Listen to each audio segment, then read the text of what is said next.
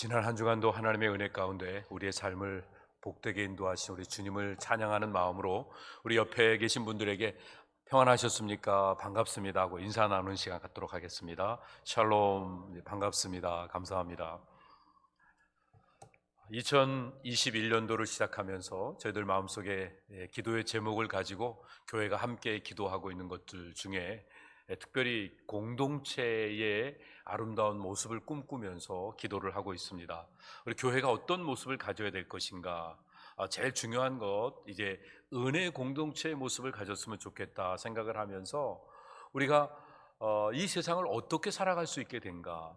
돌아보면 나의 나된 건 하나님의 전적인 은혜다. 우리의 수고와 우리의 노력으로 우리의 삶이 주어진 것이 아니라 하나님의 은혜로 주어졌다고 하는 이 확신을 가지면서 하나님 안에서 자유로운 삶을 살아가는 이런 공동체를 갖자. 그래서 우리가 집안에 들어가면 편안한 느낌을 갖듯이 교회 안에 모이면 하나님의 은혜를 덧입은 자로 삶을 살아가니까 자유할 수 있게 되겠죠. 어린 아이들이 학교에서 또 친구들하고 사이에서 기가 죽어 있다가 아빠 앞에 엄마 앞에 오면 기가 살아나갖고 자유하게 지내듯이 나를 있는 모습 그대로 받아주시는 그 하나님의 은혜로 인하여서 늘 자유한 삶을 살아가는 이런 아름다운 공동체를 만들어갔으면 좋겠다 하는 마음으로 우리가 기도하고 있습니다. 두 번째는 이제 각자가 하나님의 은혜 안에서 자유를 맛본다고 하면 자유가 나로 끝나서는 안 되겠죠. 서로에게 연결되어서 너를 너되게 존중을 해야 되겠죠.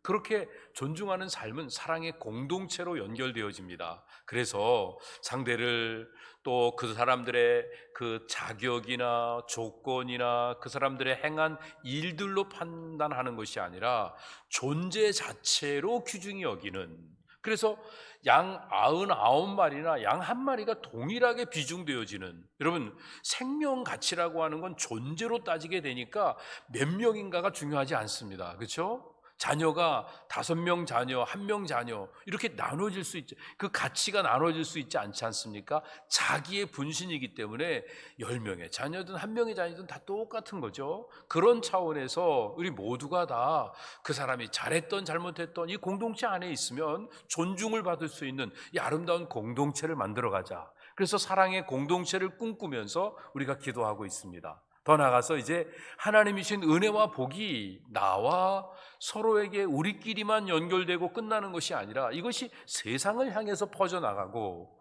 또 하나님의 나라가 땅끝까지 세워지는 귀한 역사를 이루기 위해서는 각자에게 주신 사명이 있는데, 하나님이 내게 맡겨주신 그 일을 통해서 하나님을 드러내는 이 사명 공동체의 일들을 감당하자. 그래서 각자가 우리 교회로 이야기하면 선교, 구제, 장학, 건축, 각자가 하나님이 마음에 부담을 주신, 마음속에 관심을 주신, 또 마음속에 특기를 주신 이것들에 대해서 삶의 초점을 모아가면서 내 자신을 들어가게 될 때 받은 은혜와 복이 나에게서 너에게로, 우리에게서 또 온 세계 열방에게로 퍼져나가는 귀한 역사가 이루어지게 될 것이라고 하는 이런 꿈을 꾸면서 우리는 은혜의 공동체, 사랑의 공동체, 그리고 더 나아가서 이 사명의 공동체, 우리 장로님 오늘 기도해 주신 것처럼 이런 꿈을 꾸면서 우리가 한 해를 출발해 가고 있습니다. 여러분,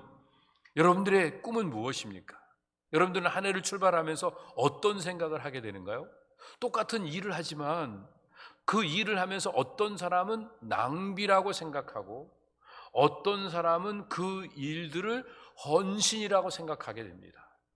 한 여인이 옥합을 깨트려서 예수님의 죽으심을 준비하는 일들을 하게 되었을 때 예수님의 제자들 몇 사람은 낭비했다고 야단치면서 비난하고 있었지만 예수님께서는 내 죽음을 준비했다, 영원한 하나님 나라를 준비하는 아름다운 예비로 보았기 때문에, 낭비가 아닌 예비로 보신 예수님께서는 그 여인의 헌신을 귀중히 여기면서 복음이 증거되는 곳에서는 이 여인의 행한 일도 같이 알려야 된다고 주님께서 강조하셨던 것을 우리가 잘 알고 있습니다. 그렇다고 하면 오늘 우리가 똑같은 일을 하지만 하나님이 주신 사명 붙잡고 그 사명에 초점 맞춰 우리의 삶을 살아가게 되면 우리의 삶은 아름다운 예비가 되어서 주님을 세우는 귀한 역사를 이루게 되는데, 그렇지 않으면 나 좋아하는 일, 나 편한 일, 내 기분 따라서 행하는 그 일만 행하다 보면 결국은 우리가 마지막 때 아무것도 남지 않는 낭비된 허망한 삶으로 인생을 마무리할 수밖에 없게 되는 것입니다. 우리가 어떻게 살아야 될까요?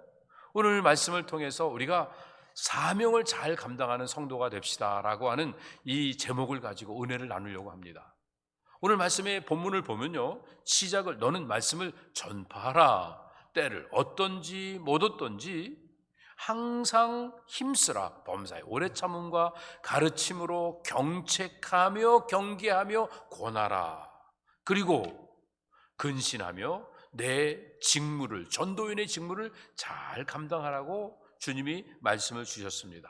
우리가 우리에게 주어진 사명을 잘 감당하기 위해서 주의해야 되는 몇 가지를 말씀 속에 도전을 받고 있는데요, 제일 첫 번째가 뭐냐면 언제 이 복음을 증거하고 어떻게 증거하고 어디서 증거하고 왜 증거해야 되는가, 이 부분들에 대한 것을 우리가 도전받게 됩니다. 먼저 때를 어떤지 못 어떤지 항상, 그 말은요, 우리가 언제 어디서 증거해야 될 것인가를 말씀하고 있습니다. 우리는 항상 주어진 사명에 충실한 삶을 살아야 됩니다. 어떻게 해요?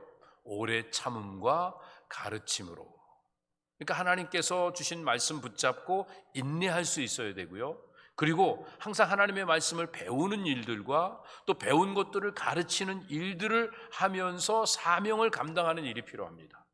내 사명은 이거야 그러고 끝나는 게 아니라 그 사명 감당하기 위해 인내할 수 있고, 이 사명을 온전히 감당하기 위해 말씀 속에서 더 배울 수 있고 주님의 말씀에 귀를 기울일 수 있고 하는 그런 마음이 필요하다는 거죠. 그리고 더 나아가서 어떻게 해야 되는가, 그것은 말씀을 가르쳐서 사람들마다 본인 스스로가 죄인인 것을 깨닫게 해주는 일이 필요하고요, 그리고 그 죄인인 것을 깨달은 자들이 죄에 대해서 자기 본인 스스로가 이제 죄를 멀리할 수 있도록 경책하는 일들이 필요하다, 경계하는 일들이 필요하다고 말합니다. 그래서 죄가 잘못되었다는 사실을 일깨워 줄 뿐만 아니라 죄를 멀리할 수 있도록 권면해주고 이끌어주는 일들을 하기 위해서 복음을 증거하고 이 복음을 통해서 온 모든 사람들을 다 온전히 세우는 일들을 해야 합니다. 왜 이 일을 해야 되는가? 마귀가 틈만 나면 우리를 넘어뜨리려고 하고 또 복음을 증거하는 일들을 방해하고, 그래서 우리 혼자만 편안하게 잘 지내도 아무 문제가 없는 것인 양 우리를 자꾸 쇠뇌시켜 가고 있는 것입니다. 그리고 다른 사람들은 어떻게 살아도 관계없다고 생각하고 무감각하게 아무것도 느끼지 않고 삶을 살아가는 겁니다. 그러니까 말세가 되면 예수님 말씀하신 것처럼 아무도 피리를 불어도 춤을 추지 않고 애곡을 해도 함께 슬퍼하는 사람이 없는 이런 삶을 살아가고 있습니다. 왜 이런 일이 일어나게 될까요? 영적으로 잠자고 있고 죽어가고 있기 때문에 그렇습니다. 그래서 그것을 일깨우는 일들을 위해서 우리가 사명을 감당해야 되는 그런 자리에 서 있다는 것을 놓치면 안 됩니다. 소록도에 가면 의사 선생님들이 거기에 계신 그 환자분들을 돌볼 때마다 한 가지 하는 일들이, 환자들이 오게 되었을 때 환자의 그 환부를 갖다가 바늘로 팍 찌르는 일들을 한다고 합니다. 그래갖고 만약에 그 찔렀는데 아프다는 아약 소리를 내면 모두가 다 기뻐갖고 막 할렐루야 하면서 막 박수를 쳐주고 그런다고 합니다. 왜 그럴까요? 이 나병은요, 감각을 잃어버리는 겁니다. 그런데 바늘로 찔렀는데 아프면 이게 환부가 살아나는 거니까 생명력이 있는 거예요. 여러분, 하나님의 말씀을 들었는데 아픕니까? 불편합니까? 힘듭니까? 고개를 못 들겠습니까? 이게 지금 살아나고 있는 증거예요. 그런데 어떤 사람은 목사님이 나만 갖고 그래요. 그리고 왜 교회 가면 이것저것 하고 막 가슴에 찔리는 얘기만 해갖고 힘들다 그러는데, 사실은요 얼마나 큰 복인지 몰라요. 이게 감각이 살아나기 시작해야 모든 그 질병이 떠나가면서 온전한 사람으로 세워지는 거거든요.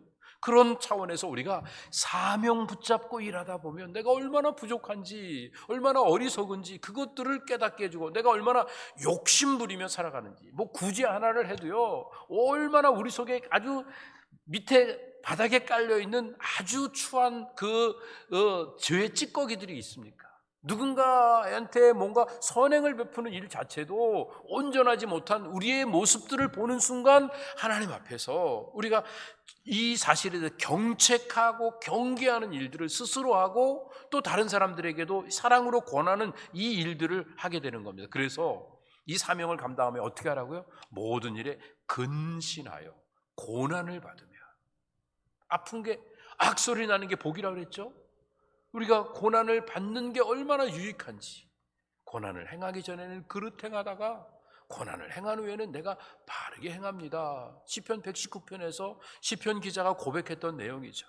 그래서 사도 바울이 그런 마음을 가지고 사람들에게 이 사명을 어떻게 감당하고 주어진 그 직무를 어떻게 잘 수행해 나갈 것인지를 설명하기 위해서 자기 이야기를 합니다. 자기가 이렇게 살았다. 그러면서 그 6절 이하에 보면 관제와 같이 내가 벌써 내가 부흥을 받게 되고 나의 떠날 기약이 벌써 가까웠다. 이렇게 이야기하고 있습니다. 이거 잘 아는 대로 이제 하나님 앞에 갈 날이 얼마 남지 않았다는 겁니다. 뭐 여기 계신 분들 중에도 대부분이 지금까지 살아온 시간보다 이제 앞으로 살 시간이 적은 분들이 이제 많이 계시죠. 뭐 거꾸로인 분들도 계시겠지만요.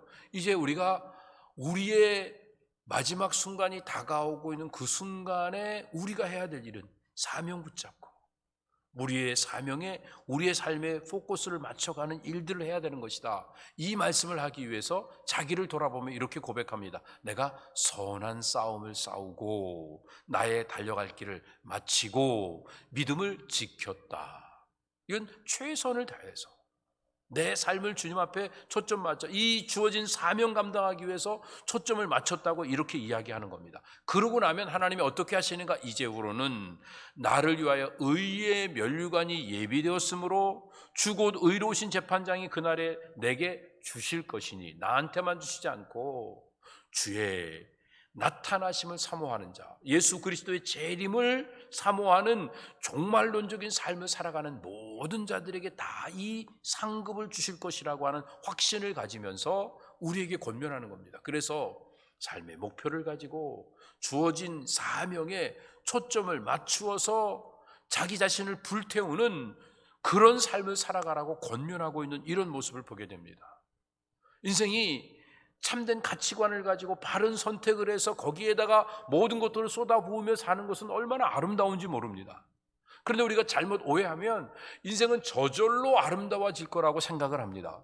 제가 처음 이제 그 신학교에 들어가고 목회를 시작하고 하는 그 과정 속에서 가졌던 생각은 한 10년만 목회를 하면, 아니 20년 정도만 되면 저절로 이런 모습은 가질 거다. 이렇게 거룩한 모습을 가질 거다. 이런 열정은 가질 거다. 이런 생각을 했거든요. 그런데 지금 돌아와서 이제 거의 40년이 돼 가는데요. 어떻게 보면 부끄럽게도요, 그 40여 년 전에 시작할 때 가졌던 열정, 그 순수함, 순전함, 이런 것들을 놓치고 있는 부분들도 얼마나 많은지 몰라요. 그냥 있는 정도가 아니라 어느 부분은 참 부끄럽게 비교가 안 될 만큼 그때가 더 주님이 보실 때 아름다운 모습이었다고 생각이 듭니다. 왜냐하면요, 삶이 널브러져서 그냥 있으면 저절로 아름다워지지 않거든요. 내가 정말 사랑과 정성을 모아서 쏟아 부으며 가꾸어 나갈 때 그때 아름다워지는 겁니다. 그냥 놔두면 우리 인간의 본성 때문에 잡초가 무성하게 되고 엉뚱한 생각에 우리의 삶이 분산되어질 수밖에 없게 됩니다. 그래서 우리의 삶은 가꿔야 됩니다. 세상이 혼란스럽다고, 정치가 소망이 없다고, 경제가 소망이 없다고, 문화가 썩었다고, 이것들 때문에 속상해서 다들 목소리가 점점 높아지고 있습니다. 그런데 정작 우리가 해야 될 일이 무엇이냐 하면요, 하늘의 새떼들을 보세요. 막 어지럽게 날아가는 것 같지만요, 이제 이 그 시절이 돼 갖고 철새들이 다른 지역으로 멀리 옮겨가야 되는 그때가 되면요, 하늘을 향해서 빙빙 도는 새들이 있습니다. 멀찌감치 원을 그리면서 이제 방향 감각을 갖고 목표를 가지고 날아가기 시작하면 새들이 모이기 시작합니다. 그래서 그 새가 떼를 이루어서, 그래서 어느 지역으로 또 철을 보내기 위해서, 계절을 보내기 위해서 먼 곳까지 날아가는 그런 모습을 보게 되는데요, 실제로 우리도요, 모든 것들이 혼돈되어 있는 것 같지만 누군가 한 사람이 분명한 목표와 가치관을 가지고 자기 자신을 초점 맞춰 갖고 희생하며 헌신하며 아름답게 자기의 삶을 들여가는 그 모습을 보여주기 시작하면요, 하나 둘 모여들기 시작하고 나도 모르게 저절로 거기에 끌려가면서 삶이 한 무리를 지어가면서 아름다운 역사를 이뤄가게 되는 것을 우리가 보게 됩니다.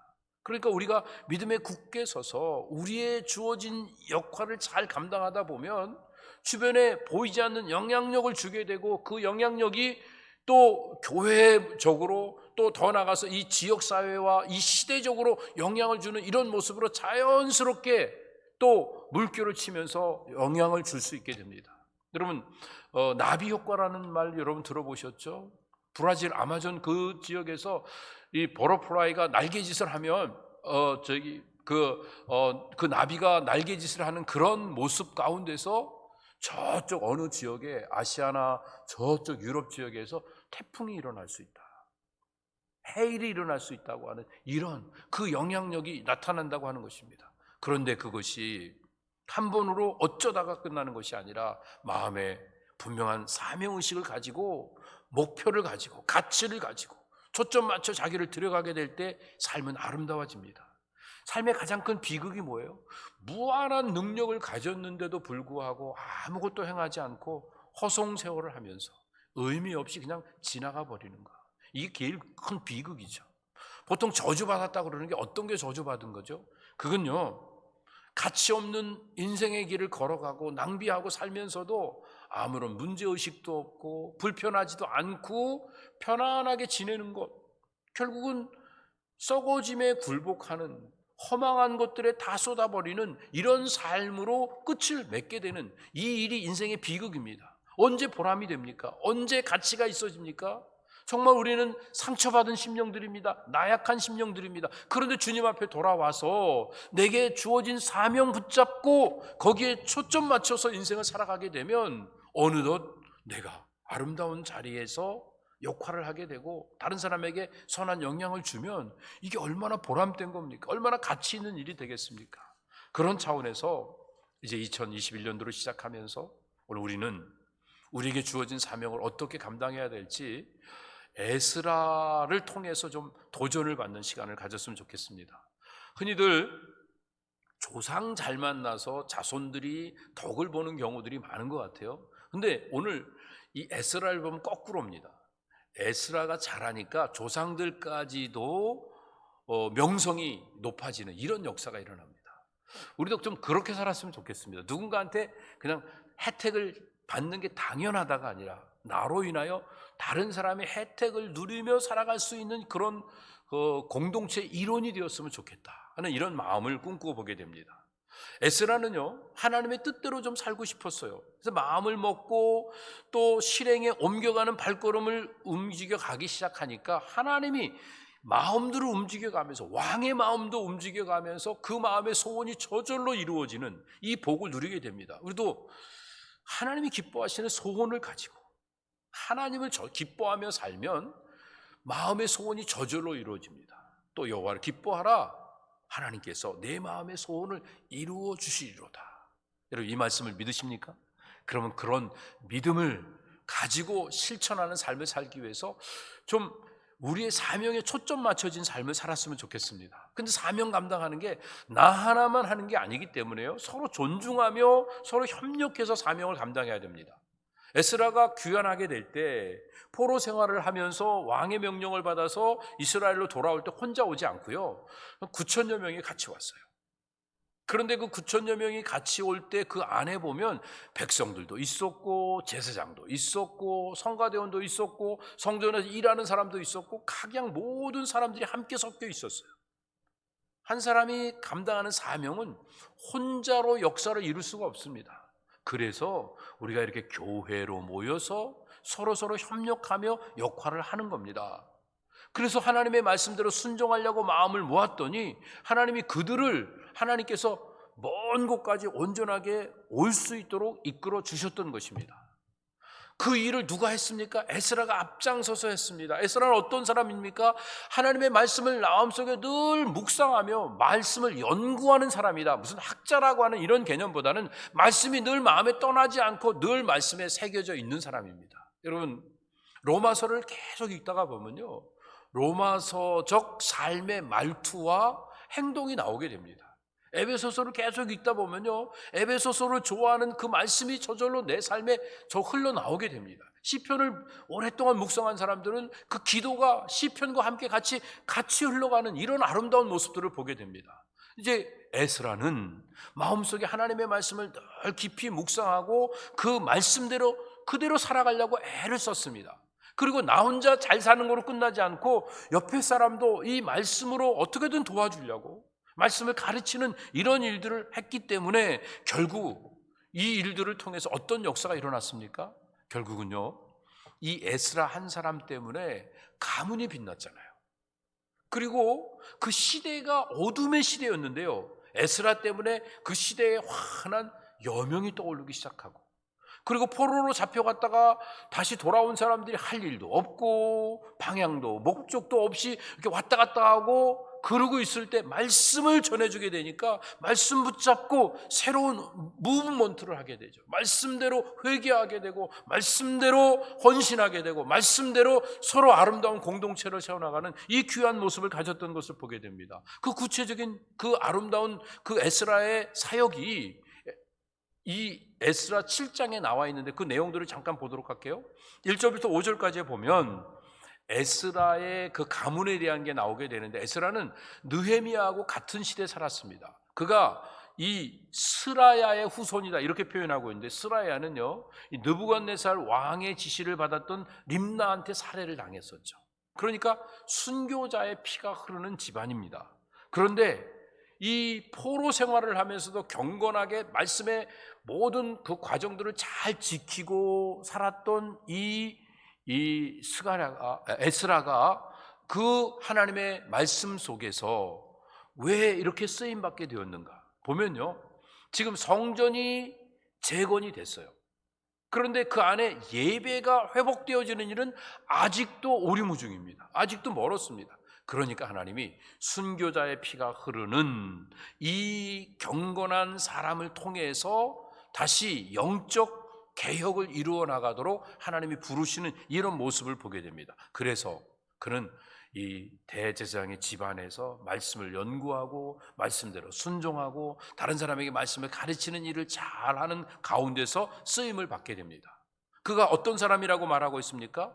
하나님의 율법에 아주 익숙한 학사라고 말하고 있고, 더 나아가서 바벨론 학문에도 남들보다 뛰어나고, 그리고 모든 사람들보다 열정적으로 성실하게 일했기 때문에 왕의 신임을 한 몸에 받았던 사람이라고 말합니다. 그렇기 때문에 그는요, 이 자기의 고국에 출입하는 일들을 마음껏 자유자재로 할 수가 있게 되었습니다. 보통 보면 특사로 간다 그러면 정치적인 이슈를 가지고 가게 되는데, 이 학사 에스라는 그냥 율법을 가르쳐주기 위해서 이 예루살렘을 들락거리는 이런 일들을 하게 됩니다. 그러니까 정치적인 목적과는 전혀 관계없이. 왜요? 그는 율법을 이미 잘 알고 있는 사람이에요. 제사장 집안에서 어릴 때부터 율법에 익숙해져 있지만 그럼에도 불구하고 늘 그 율법의 말씀을 묵상하면서 이것을 연구하면서 또 다른 사람을 잘 가르쳐 주었기 때문에 그렇습니다. 그러다 보니까 이 영향이 아닥사스다 왕에게까지 연결되어지게 됩니다. 그래서 아닥사스다 왕이 또 에스라에게 하나님을 섬기게 합니다. 왜? 하나님을 섬기는 모습이 좋아 보이고 그 일 때문에 자기도 복받고 자기 나라도 복을 받을 것이라고 생각했기 때문에 그렇습니다. 바로 이 에스라의 사는 모습 자체가 하나님이 함께 하시고 살아 역사하신다는 증거가 되어졌던 것입니다. 그래서 왕은 에스라에게 고국으로 돌아가라고 허락을 해줄 뿐만 아니라 돌아갈 때 모든 예물을 다 가지고 갈 수 있게 배려를 해 주었습니다. 믿지 않는 사람들도요, 한 사람의 그 아름다운 모습을 보면서 아낌없이 자기를 쏟아붓고 삶을 살아가는데, 정말 우리가 하나님의 은혜와 그 구원하심의 감격을 갖고 있다고 하면 무엇이 아깝겠습니까? 무엇을 주저하겠습니까? 그래서 정말 하나님 앞에 기쁨으로 우리 자신을 드려가는 이런 삶을 살았으면 좋겠습니다. 왕이 이 에스라를 배려하는 그런 모습을 보면요, 이 21절에서 26절까지 있는 말씀을 보면 풍족한 예물을 다 줍니다. 근데 그것도 부족하니까 뭔가 필요하면 더 얘기해라, 내가 더 주겠다고 이야기를 합니다. 그런데다가 아예 성전에서 수고하고 있는 자들의 세금도 다 싹 면제를 해주는 이런 모습을 보게 됩니다. 이런 놀라운 배려가 어디서 나온 겁니까? 에스라의 아름다운 삶의 모습에 영향을 받아서, 그래서 에스라가 섬기는, 하나님을 섬기는 사람들을 신뢰하고 그들에게 세금 혜택도 주고, 그리고 또 우리도 하나님 섬겨서 같이 복을 받았으면 좋겠다, 이 생각을 했던 것입니다.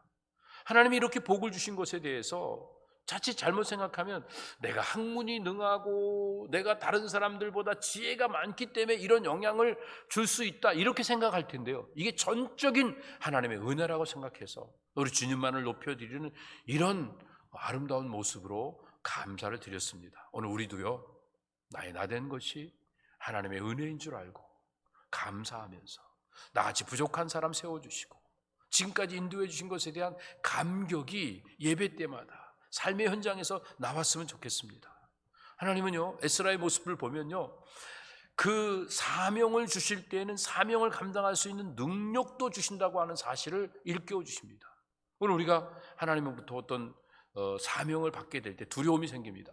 나는 재산도 없고 실력도 없고 용기도 없고 모든 여건이 갖춰져 있지 않은데 어떻게 할 것인가, 염려할 게 없습니다. 사명을 주실 때는요, 능력도 주시고 필요한 모든 자원도 함께 허락하시고 함께 동역할 사람도 붙여주신다고 하는 이 믿음을 가지고 주님을 바라보는 일들이 필요합니다. 그래서 이제는, 전에는 내가 주변을 살필 때 누가 나한테 좀 도움이 되고 누가 내 편 들어주고 누가 나를 좀 기쁘게 해줄 사람이 없는가, 이런 일들을 살피고 그랬는데, 이제는요, 내가 누군가를 도와줄 수 있을까? 저 사람은 내가 조금만 도와주면 정말 용기 있게 일어날 수 있을 텐데, 주변을 살피면서 나의 도움이 필요한 사람들을 살피고, 그래서 그 사람을 불러다가 함께 일하면서 오히려 그 사람을 세워줄 수 있는, 내가 수고는 하지만 그 사람이 영광을 받을 수 있는 그런 역할을 해나간다고 하면 우리의 사명 감당을 통해 우리 주님이 높임을 받으시는 귀한 역사가 일어나게 되실 것입니다. 여러분, 하나님은요, 하나님의 일을 하실 때 사람들을 불러주십니다. 성전이 건축이 됐어요. 근데 성전에서 바른 예배가 시행되지 않으니까 에스라를 불러서 그 일을 맡겨주십니다. 하나님이 이 시대를 안타깝게 여기시며 이 시대에 하나님의 나라를 선포할 사람들을 지금도 부르고 계십니다.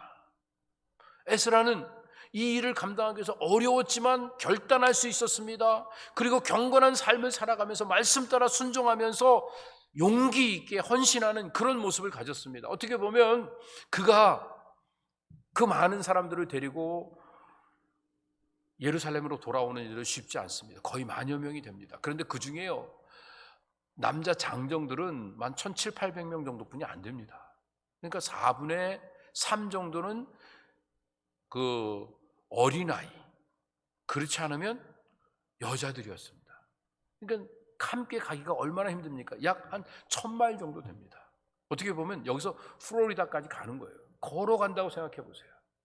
그 많은 사람들을 데리고 얼마나 속상하고 힘들고 또 여러 가지 좌절되는 일이 많겠습니까? 그런데 그걸 끝까지 감당할 수 있던 이유는요, 하나님의 가슴이 이 에스라의 가슴과 맞닥뜨려져서 그 하나님의 그 안타까움을 느낄 수 있었기 때문에, 하나님이 원하시는 그 열망을 느끼니까 그 어려움을 다 극복해낼 수 있고, 그래서 끝까지 달려갈 수 있었던 것입니다. 이 에스라는 어떤 일을 했습니까? 어떻게 보면 회당의 창시자고 예배를 잘 세운 예배 체제를 확립한 사람입니다. 오늘날 교회에 가장 기초석을 놓았던 사람이라고 볼 수도 있습니다. 그 일을 어떻게 했습니까? 하나님의 도우심으로. 자기가 마음에 소원한 것들은요, 하나님이 다 그 소원을 이루어 주시도록 왕의 마음을 움직입니다. 백성의 마음을 움직입니다. 모든 사람들의 마음을 움직일 수 있도록 하나님이 도와주시는 것들을 보게 됩니다. 13절에 보니까 조소아논이 왕이 이렇게 말하죠. 우리나라에 있는 이스라엘 백성과 저희 제사장들과 레위 사람들 중에 예루살렘으로 올라갈 뜻이 있는 자는 누구든지 너와 함께 갈지니라. 이렇게 표현을 하시고 이렇게 다 허락을 해 주었죠. 뭐 왕이 허락해도 원하지 않으면 누가 가요? 그런데 그 많은 사람들이 한꺼번에 일어나서 갈 수 있었던 것은, 야, 에스라가 하는 일에는 하나님이 함께 하신다. 에스라는 믿음직하다. 우리가 어려운 길이지만 이 긴 그 1500km나 되는 그 길을 걸어가야 되지만 함께 할 수 있다. 이길 수 있다. 그러면서 그 귀한 길에 그 많은 사람이 올랐던 이런 모습을 보게 됩니다. 하나님이 일을 하려고 하니까 하나님의 선한 손이 도우심으로 결국은 끝까지 승리할 수 있었던 이런 모습을 봅니다. 6장에 있는 말씀 보면 성전이 완공된 해가 BC 515년이에요. 그런데 에스라가 귀환한 해는 BC 458년이에요. 그러니까 57년이라고 하는 세월 동안에 빈 공간이 있었습니다. 그런데 이 많은 세월이 흘렀는데도, 거의 2세대가 흘러갔는데도 아직도 바벨론 방식을 저버리지 못하고 하나님의 말씀을 따라 순종하기보다 이 세상 방식에 끌려가고 있는 이 모습을 하나님이 안타까워하셔서 이 에스라를 불러서 하나님의 사람으로서 쓰임받을 수 있게 하셨던 이런 모습을 보게 됩니다. 왜 하나님이 오늘 우리를 부르실까요? 왜 우리를 통해 역사를 이루시기를 원하실까요? 이렇게 교회가 많이 있고 하나님의 말씀이 이렇게 만연하게 많은 곳에 전파되었는데 이제는 말씀대로 움직이는 모습이 나와야 될 텐데 여전히 세상적이고 정욕적이고 마귀적으로 살면서 헛된 것들만 구하고 사는 사람들이 너무 많으니까 하나님께서 그들에게 능력을 주실 수 없는 겁니다. 그래서 하나님께서 에스라를 통해서 쉐마 이스라엘, 신명기에 약속하시고 명령하셨던, 출애굽을 하면서 요구하셨던 그 말씀을 다시 일깨워 주시기 위해서 쉐마를 외치고 있는 겁니다. 이 쉐마를 통해서 무슨 일이 일어나야 됩니까? 말씀에 접붙이는 역사가 일어나야 됩니다. 그러면 우리가 말씀이 내 안에 들어와서 그 말씀 붙잡고 사명감 고취해서 믿음으로 살아가면 나는 돌감람나무인데 내 안에 참감람나무가 접붙여짐으로 열매를, 참감람나무 열매를 맺는 복을 누리게 되는 겁니다. 이 놀라운 복을 이루도록 하기 위해서 하나님이 우리에게 쉐마 이스라엘, 들으라 이스라엘아, 내 말을 청종하라 라고 명령을 하고 계시는 것입니다. 그래서 하나님 말씀 들으면서 내게 주신 사명이 이거구나, 내 마음의 부담이 이거구나, 그리고 선교, 구제, 장학, 건축, 이 사명 붙잡고 말씀에 자기를 헌신해 나가다 보면 우리 속에 자연스럽게 열매가 맺혀져서 하나님이 기뻐하시는 참 감람나무 열매를 맺을 수 있게 됩니다. 이 일을 위해서 우리가 해야 될 것은 말씀을 묵상하고 말씀을 귀 기울여 듣고 청종하고, 그러면서 말씀대로 순종하고, 그리고 순종한 그 말씀을 따라서 나만 행복하게 살지 않고 다른 사람들에게 말씀으로 잘 안내하는 이 사명에 접붙인 삶을 살아가면 우리 인생은 아름다워진다는 것을 성경은 말하고 있습니다. 여러분, 한 사람이 말씀에 접붙임 받아 사명 갖고 인생을 살아가면, 그 사명의 삶을 포커스해서 인생을 살아가면요, 삶이 나만 달라지는 게 아닙니다. 사람들만 달라지는 게 아닙니다. 우리가 살고 있는 땅이 달라지고요, 만물이 회복되어지게 되고 하나님의 영광이 드러나게 됩니다. 많은 인류학자들이 환경 문제 때문에 걱정을 하고 있습니다. 오존층이 파괴되고 있고 북극에 지금 뭐라 그러죠? 빙하가 녹아갖고 지금 여러 가지 많은 현상이 일어나고 땅이 갈라지고 자원이 고갈되고 문제가 된다고 이야기하고 있습니다. 이거 우리 염려할 필요가 없어요. 다 하나님 만들어 놓으신 거예요. 우리가 만든 거 아니잖아요.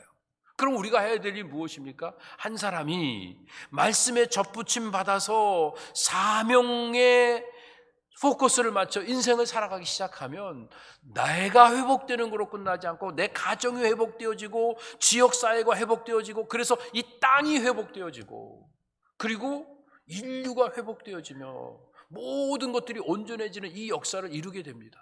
정말 과테말라 어느 지역에 가면요, 말씀대로 살아가는 온전한 그 마을이 있다고 합니다. 그 추장부터 정말. 그런데 거기는 말씀대로 모든 것들을 안식년도 지키고 또 모든 것들도 말씀대로 잘 하고 하니까 이 정말 감자 하나가 아이들 그 머리만한 그런 감자 하나가 이렇게 막 나오고 그 모든 것들이 얼마나 아름다운지 그런 것들에 대한 간증을 하는 선교사님의 이야기를 들어본 적이 있습니다. 여러분, 땅이 왜 망가졌습니까? 세상이 왜 피폐해져 가고 있습니까? 정치가 왜 혼란하고 문화가 왜 썩어지고 있고 경제가 왜 혼동 속에 점점 어려워지고 있는가? 그 이유를 밖이 아니라 우리 안에서 찾아야 됩니다. 내가 사명에 초점 맞춰가면 인생이 달라집니다.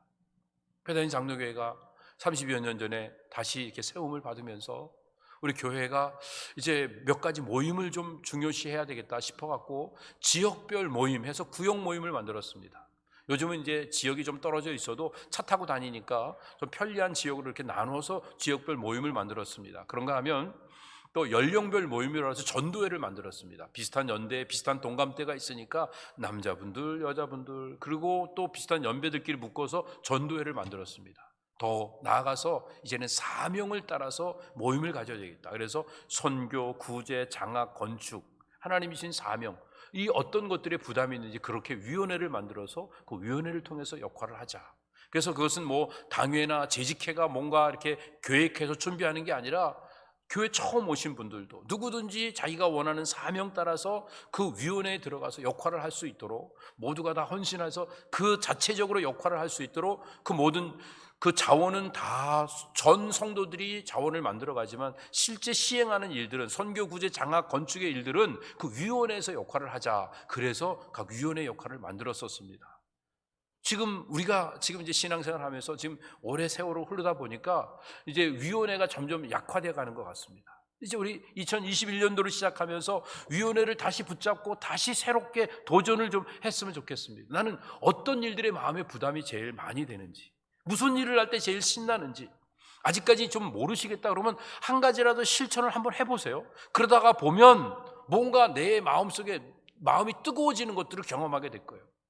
내가 우리 자녀들을 위해서 돈을 쓰는 거는 우리 2세들을 위해서 뭐 햄버거 사주고 또 아이들도 필요한 거 사주고 하는 것들은 하나도 아깝지 않아. 내가 나를 위해서 5불 10불 쓰는 것도 너무 아까운데 뭐 거기에다가 선교사님들 대접하는 건 아깝지 않고 또 어려운 사람 도와주는 거 아깝지 않고 다 각자가 다른 어떤 모습이 있을 거예요. 다 할 수 있으면 좋지만 다 못해도 어느 한 분야에 내 마음이 움직일 수 있거든요. 그게 바로 하나님 주신 사명일 수 있어요. 그 일에 내 삶에 초점을 맞추면 나도 모르게 세상에서 얻을 수 없는 기쁨과 감격을 누릴 수 있게 됩니다. 아직 그걸 못 만났어도 한 가지 일에 한번 시작을 해보세요. 그러다 보면 어느 순간에 내가 이 일을 하다 죽어도 내 삶이 여기에 다 쏟아 부어줘도 난 아깝지 않다. 평생 걸려서 모은 재산이 내 명예가 여기다가 다 쏟아 부어줘도 좋겠다. 이런 마음이 드는 때가 온다고요. 그때가 진짜 성공한 삶이고 진짜 아름다운 열매를 맺는 복된 삶인 것입니다. 그런데 이런 삶을 살기 위해서 우리가 해야 되는 게 세 가지를 다스릴 줄 알아야 됩니다. 첫 번째는 먼저 우리 기분을 다스려야 됩니다. Master your mood. 우리의 기분이 좋을 때 열심히 하다가 기분 나쁘면 다 때려치는 이런 미성숙한 삶의 자리에서 떠나야 됩니다. 이제는요, 기분이 나빠도 주어진 사명 따라 자신을 드려야 됩니다. 믿음이라고 하는 게 뭐예요? 우리가 기분과 상관없이, 조건과 상관없이, 눈에 보이는 것과 상관없이 약속을 바라보며 한 걸음 한 걸음 나아가는 겁니다. 언제 어디서? Now and here. 어떻게 해요? Just do it. 그냥 한 걸음 내디디는 겁니다. 정말 우리가 선교를 위해서, 구제를 위해서, 장학을 위해서 내게 사명이, 내 주신 사명이 그거라고 생각하면 그냥 한 걸음 내디디면 됩니다. 아직 마음의 준비가 안 됐어도요, 기분이 아니더라도요, 생각하면 행동이 움직여지게 되고요, 행동을 하면 기분이 살아나게 됩니다. 영어에 그런 말이 있죠. Motion creates emotion. 움직이다 보면 기분이 달라지게 됩니다. 두 번째는요, Manage of your energy. 우리 힘을 좀 잘 관리했으면 좋겠습니다. 의욕이 있어도 너무 피곤하면 못합니다. 그렇죠? 그래서 우리 스트레스 관리도 잘해야 됩니다. 근데 정신적인 피로는 쉰다고 피로가 해결되지 않습니다.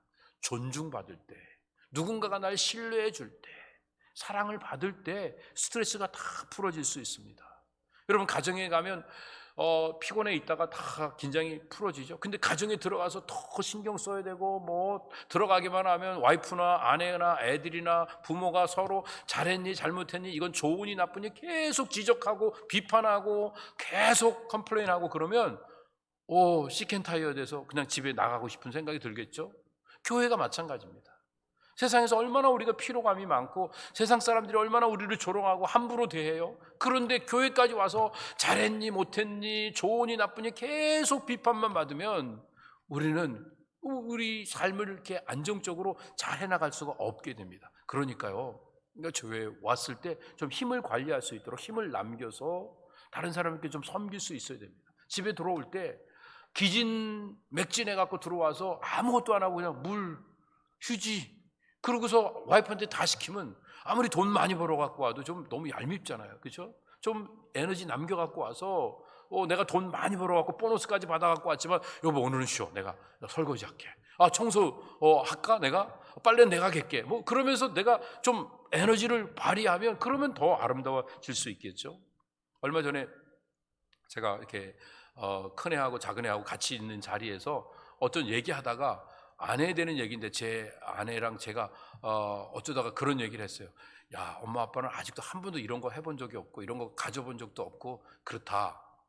그랬더니 애들이 그냥 입을 맞춰갖고 약속을 했듯이, 엄마 아빠 이제 그렇게 살지 마세요. 그냥 나는 이것도 안 했다, 뭐 나는 이것도 안 하고 내가 이렇게 뭐 전략하고 내가 이렇게 막 희생하며 살았다, 그러지 마시고 그냥 행복하게 사세요. 먹고 싶은 거 드시고 싶은 거 드시고 갖고 싶은 거 가지시면서 사셔도 돼요. 엄마 아빠가 못하면 우리한테 말씀하세요. 그럼 우리가 사드릴게요. 그 이야기를 하면서 한 방 콱 먹었어요. 저는 그냥 제가 이렇게 그냥 지금 가진 것만 해도 충분하고 너무 뭐 이렇게 풍성하니까 더 많이 갖는 건 욕심인 것 같고 더 이렇게 하는 건 사치인 것 같고, 그런 생각에 그냥 이렇게 전략하며 산다는 걸 어쩌다 얘기를 하려고 했던데, 자식도요, 내가 막 이렇게 막 힘을 다 쏟고 그 다음에 불행하게 막 짜증내면서 사는 거 원하지 않고요. 손님도 심지어 우리 주변에 있는 사람들도 그렇게 사는 거 원하지 않아요.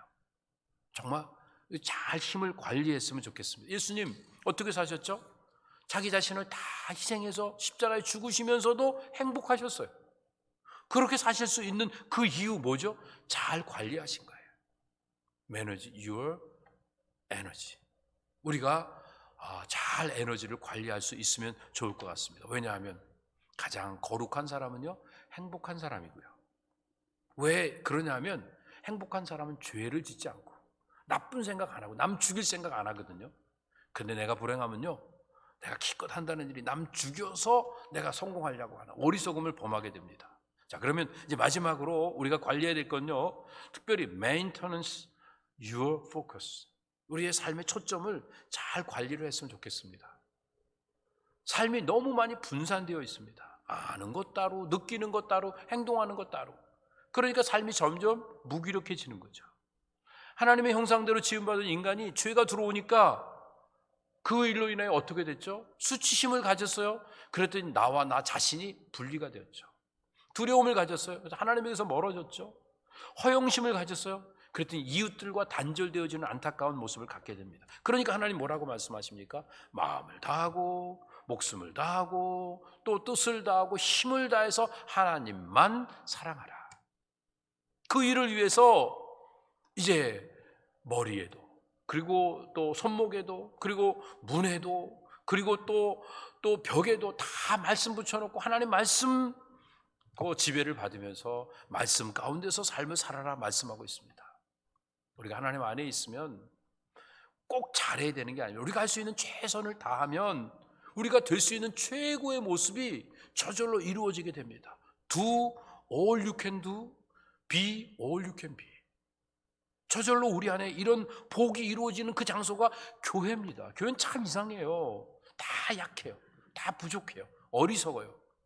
그런데 이런 사람들이 주님을 사랑하는 마음으로 서로 협력해서 한 가지, 두 가지 사명을 감당하기 시작하면 저절로 30배, 60배, 100배의 결실이 맺어지는 이 놀라운 역사가 일어나게 됩니다. 오늘 우리가 우리에게 주신 사명이 무엇인지 그게 알고 거기에 내 삶을 초점 맞춰서 정성으로 들여가기 시작하면 한 달에 5불도 괜찮고 1불도 괜찮고, 그리고 하루에 한 번도 괜찮고, 아니면 정어려우면 일주일에 한 번도 괜찮고, 그 일을 위해서 기도하고 마음을 쏟고 또 시간을 쏟고 물질을 쏟고 그렇게 삶을 살아가다 보면 하나님이 주의 나타나심을 사모하는 모든 자들에게 예비하신 상급을 주시겠다고 약속하셨고, 우리의 삶은 저절로 행복해지고 삶에 영향을 주면서 다른 사람들을 주님께로 인도하는 귀한 역할을 할 수 있게 됩니다. 사랑하는 배단위 성도 여러분, 우리의 사명이 무엇입니까? 하나님이 우리에게 맡겨주신 일이 무엇입니까? 선교입니까? 구제입니까? 장학입니까? 건축입니까? 이 네 가지 중에 한 가지 여러분 선택을 하실 수 있을 거예요. 아직 뭔지 잘 모르면 한 가지 아무거라도 한번 여러분 마음에 닿는 거 한번 선택해서 거기에 헌신해 보세요. 어떻게 해요? 마음을 다하고 성품을 다하고 뜻을 다하고 힘을 다해서 그 일에 초점을 맞춰 가는 겁니다. 그러면 열매는 저절로 맺혀지게 되고, 내가 하는 일은 너무너무 작은데 인류의 역사를 바꿀 수 있고요, 지구의 운명을 바꿀 수 있고요, 나라와 민족이 살아나고요, 다음 세대가 아름다워지는 역사가 내가 내 자리에서 1인분의 사명을 감당할 때 나타나는 놀라운 복으로 주어지게 되는 줄 믿으시기 바랍니다. 이런 믿음이 있다고 하면 why not? 왜 헌신하지 않겠습니까?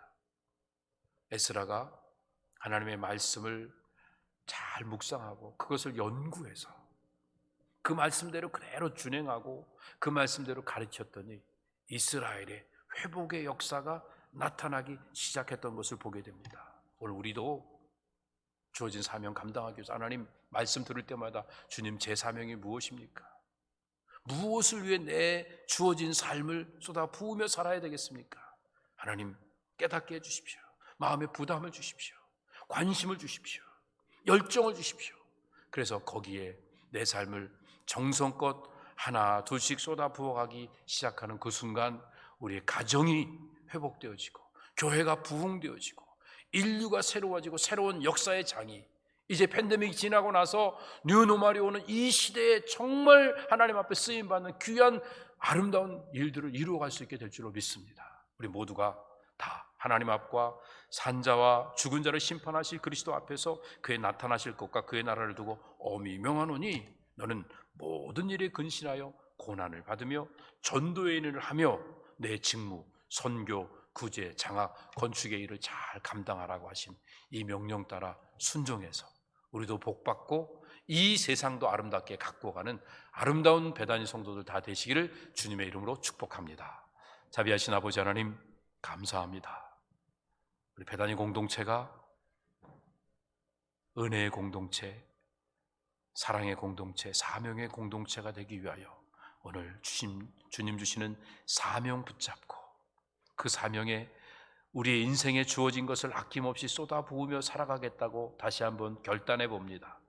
사랑과 정성으로 우리의 마음을 모아가는 그 자리에 하나님의 은혜가 임하여서 돌 감람나무 같은 우리의 모습이지만 참 감람나무이신 예수 그리스도의 말씀에 접붙임 받음으로 말미암아 아름다운 열매 풍성히 맺어 하나님께 영광 올려드리고 이 세상을 바꾸어 나가는 귀한 역할들 감당할 수 있는 배단위 모든 성도들 다 되도록 은혜를 허락하여 주시옵소서. 감사하며 예수님의 이름으로 기도드립니다. 아멘. 자리에 일어나셔서 찬양 올려드립니다.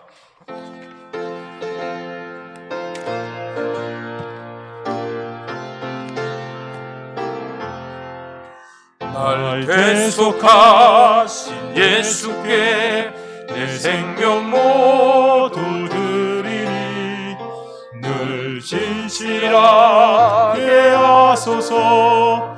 내 구주의 날 구원하신 예수를 날 구원하신 예수를 일평생 의지하오니 날 영접하여 주소서.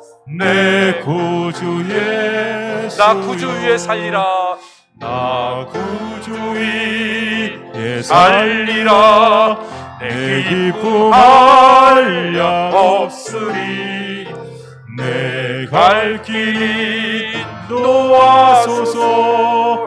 내 구주 예수 이곳에 생명샘, 이곳에 생명샘 솟아나 눈물 골짝 지나갈 때에 모자라 열매 맺히고 웃음소리 넘쳐나리라. 꽃들도 구름도 바람도 넓은 바다도 찬양하라 찬양하라 예수를. 하늘을 울리며 노래해 나의 영혼아. 은혜의 주 은혜의 주 은혜의 주 십자가에 달리사, 주 십자가에 달리사 날 자유하게 했으니. 내 몸과 마음을 주 위에, 내 몸과 마음을 주 위에 다 쓰게 하소서. 나 구주 위에 살리라. 나 구주 위에 살리라. 내 기쁨 한량 없으리. 내 갈 길이 인도하소서. 내 구주 예수. 그날에 하늘이 열리고 그날에 하늘이 열리고 모든 이가 보게 되리라. 마침내 꽃들이 피고 영광의 주가 오시리라. 꽃들도 구름도 바람도 넓은 바다도 찬양하라 찬양하라 예수를. 하늘을 울리며 노래해 나의 영혼아. 은혜의 주 은혜의 주 은혜의 주. 꽃들도 구름도 바람도 넓은 바다도 찬양하라 찬양하라 예수를. 하늘을 울리며 노래해 나의 영혼아. 은혜의 주 은혜의 주 은혜의 주. 네. 우리가 주신 사명 붙잡고 우리의 시간과 물질과 우리의 에너지를 아낌없이 쏟아 부어가면 우리 주변이 회복되어지면서 놀라운 하나님의 영광이 드러나게 될 것입니다. 꽃들도 바람도 구름도 넓은 바다들까지도 죽어가는 세상의 악을 도모하며 못된 짓을 일삼는 그런 사람들까지도 주님 앞에 돌아와 주의 영광을 아름답게 찬미하는 귀한 역사가 있을 것을 꿈꾸면서 우리는 내게 주신 사명이 무엇인지 그 사명 붙잡고 그 사명 이루기 위해 내 자신을 아낌없이 쏟아부어 갑니다. 기분에 흔들리지 않겠습니다. 그리고 너무 세상의 에너지 다 낭비하지 않겠습니다. 그리고 오직 주의 말씀, 주님 주신 사명에 초점 맞춰 남은 인생 살아가겠습니다. 이렇게 결단하게 될 때 우리 앞에는 하나님 나라가 온전히 이루어지고 우리 가운데 가난한 자도 없고 병든 자도 없고 모두가 다 행복하게 삶을 살아가면서 하나님의 영광만 드러내는 아름다운 천국이 우리 앞에 임하게 될 줄로 믿습니다. 이제는 우리 주 예수 그리스도의 은혜와 아버지 하나님의 영원 무한하신 사랑하심과 성령님의 감화 감동, 교통 인도 새롭게 변화시켜 주시는 놀라운 역사하심이 지금까지 세상의 헛된 것들을 구하면서 우리 자신들이 얼마나 하나님의 은혜와 사랑에 갈급하며 살아왔는지를 알지 못하고 이 세상의 헛된 것들로 우리의 자신들을 세우기 위하여 이 많은 시간들을, 이 많은 것들을 낭비하며 살아왔던 지난 날들을 후회하면서 이제 우리에게 주신 사명, 선교, 구제, 장학, 이 건축의 일들에 우리의 주어진 물질, 시간, 에너지 아낌없이 쏟아 부어가면서 남은 인생 하나님 나라가 이 땅에 도래하는 꿈을 꾸며 한 걸음 한 걸음 주님 앞으로 다가가기를 간절히 열망하는 주의 백성들 머리머리 위에, 저들의 가정과 산업 위에, 온 교회 위에 이제로부터 영원토록 함께 있을지어다. 아멘.